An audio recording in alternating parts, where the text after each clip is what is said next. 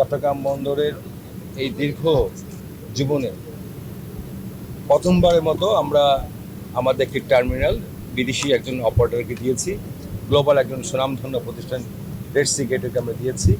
এটাকে চট্টগ্রাম বন্দরের পক্ষ থেকে আগামী 22 বছর এই টার্মিনালটা অপারেট করার জন্য সেই অপারেশন কার্যক্রমটা আজকে শুরু হলো। ভাবে স্মুথলি আমাদের যে প্রোগ্রামগুলো ছিল, যে কাজগুলো শেষ করে আজকে থেকে এই টার্মিনালের কার্যক্রম পুরোদমে আমরা শুরু করে দিলাম। তারা আমাদের পক্ষ থেকে এখানে এই কন্টেনারগুলো কার্গোগুলো হ্যান্ডেল করবে, তার বিনিময়ে আমাদেরকে একটা রেভিনিউর একটা বড় একটা অংশ তারা দিবে।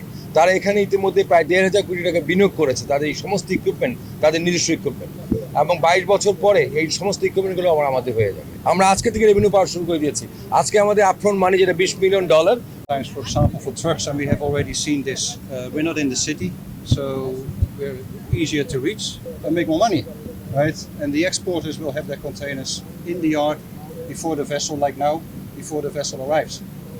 So we will not do any under the hook loading in due time. It will take some time for people to get used to, but it will need to happen.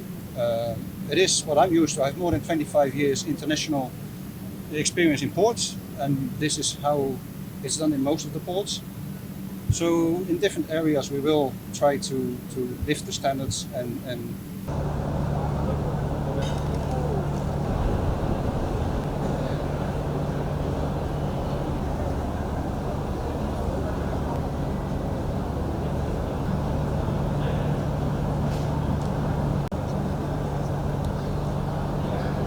being your host for today's Momentous